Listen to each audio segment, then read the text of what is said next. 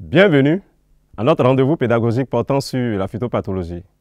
Après avoir présenté les facteurs responsables des maladies abiotiques chez les plantes, nous abordons maintenant les facteurs responsables des maladies parasitaires ou infectieuses. Cette leçon s'intéressera particulièrement aux virus et aux viroïdes des plantes.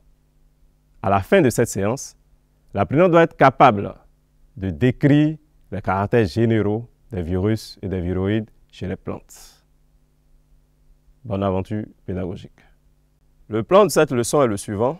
Après une introduction, nous parlerons d'abord en un des virus des plantes, en commençant par leur nature, les fonctions des constituants des phytovirus, l'interaction avec la plante hôte, le mode de transmission et la gestion des virus. Ensuite, en deux, les phytoviroïdes. Pour cette capsule relative à cette leçon, nous parlerons d'abord du point 1, de la nature à l'interaction des virus avec leurs plantes hôtes. Pour rappel, avant d'envisager une lutte contre une maladie de plante, il est nécessaire d'identifier le pathogène responsable et de connaître son cycle de développement. Parmi les agents biotiques, les agents subcellulaires ou ennemis moléculaires sont des parasites obligatoires n'ayant pas d'appareil de biosynthèse. Nous avons les virus et les viroïdes. Les virus des plantes ou phytovirus occasionnent des maladies chez les plantes dites maladies virales ou viroses.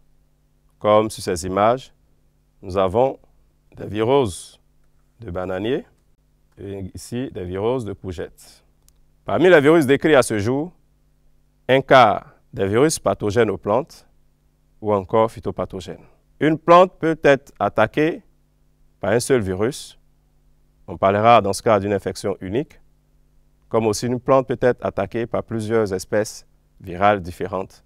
Dans ce cas, on parlera d'infection mixte, qui est très courant dans les plantations ou dans la nature. Dans l'exemple déjà mentionné à l'instant concernant les virus des bananiers et des courgettes, il a été détecté au moins 3 virus sur les courgettes et au moins 2 virus sur les bananiers à partir des échantillons prélevés. Quelle est la nature des virus?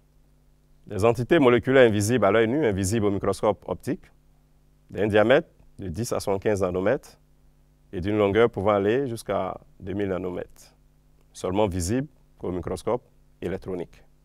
En général, le virus est constitué d'un matériel génétique, de l'ADN ou de l'ARN, mais jamais les deux à la fois. Et ce matériel génétique est entouré d'une capside de protéines qui est un assemblage d'éléments organisés selon des formes géométriques régulières, sous forme d'hélice ou icosaèdre. Sur ce schéma, montrant la particule du virus de la mosaïque du tabac, Tobacco mosaic virus, nous avons un segment de l'hélice avec 5 spires sur une centaine, représenté ainsi, et l'ARN imbriqué dans les protéines. Pour une minorité des phytovirus, une enveloppe lipoprotéique externe dérivant des membranes cellulaires, notamment chez les Bunyaviridae, Rhabdoviridae, entoure la capside virale. Au microscope électronique, la forme des particules virales est variable. Sur cette image, nous avons des particules isométriques du Cucumber mosaic virus, qui est un virus cosmopolite.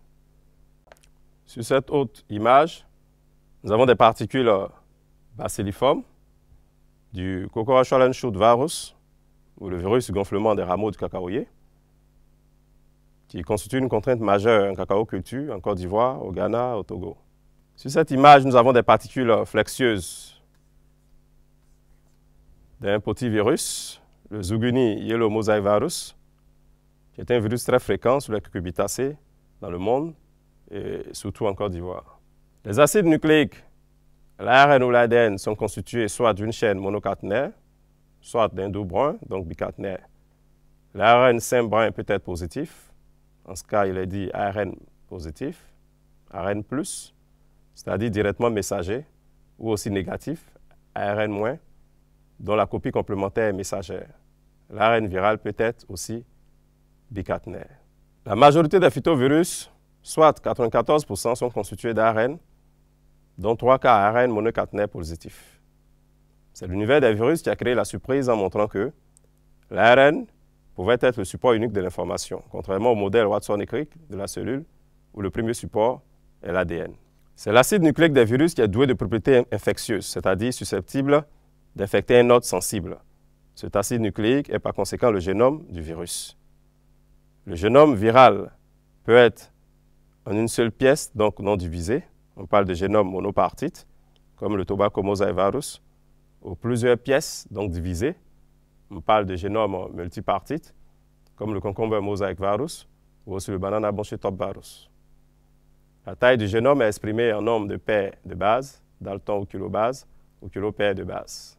L'ARN viral a une fonction messagère en s'associant au ribosome de la cellule hôte pour exprimer l'information génétique. Dans ce cas, il y a une fonction de traduction. Également une fonction de modèle en assurant la synthèse de nouvelles molécules d'acide nucléique. Dans ce cas, une fonction de transcription. Quelles sont les fonctions de la capside virale? La protection de l'information génétique contre les dommages de type physique ou chimique, l'interaction avec la plante hôte, notamment dans l'induction de mécanismes de résistance, l'interaction avec le vecteur, le mouvement du virus dans la plante et également dans les réactions antigéniques. La pénétration des particules virales dans la plante se fait par des blessures.